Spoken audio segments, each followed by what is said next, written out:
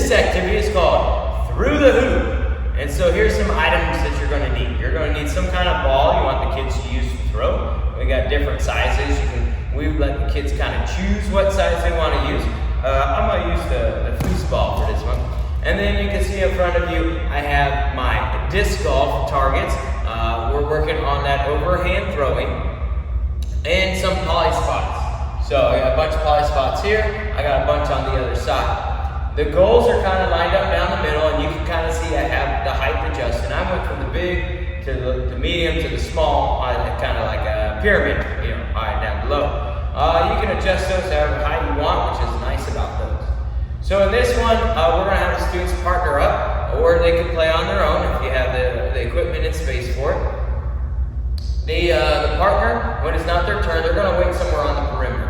It does not matter where they're at, because what's going to happen is the person who's throwing is going to come out and stand on a poly spot. This is kind of like a make and take kind of. So I would come out, I would stand on a poly spot, put my back foot that I'm using to pivot on when I throw on the poly spot, and try to throw the ball through one of the hoops.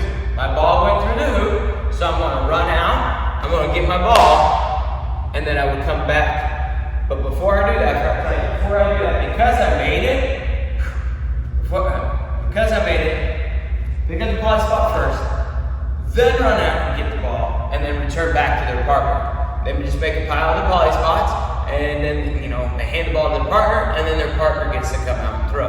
The reason why you want the students to grab that dot first, because if I'm chasing after my ball to go get it, I'm coming back. One of two things: I don't remember what dot I stood on. Or two, someone else has already thrown from it and now they take it and they get to keep it, and then I miss out. So, very important, take the dot first, then go get the ball. In the end, when most of the dots are picked up, we can play in rounds. You can do like in 2 minutes, try to get as many as they can, depending on how many spots you have. Or until most of them are collected, you can do it that way as well. We have the students go to the side, they count, we might tell them the color, or the size, or the shape, depending if you have some the different shape spots out there, and keep track. So that's how many points they got that round. They'll take the dots, scatter them back out, or they can give them to you, and you can scatter them out. It's easier for them. Many hands make light work.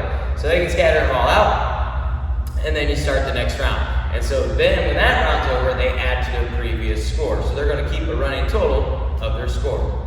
I hope your students will enjoy this one. I'm Coach Pirillo, reminding you,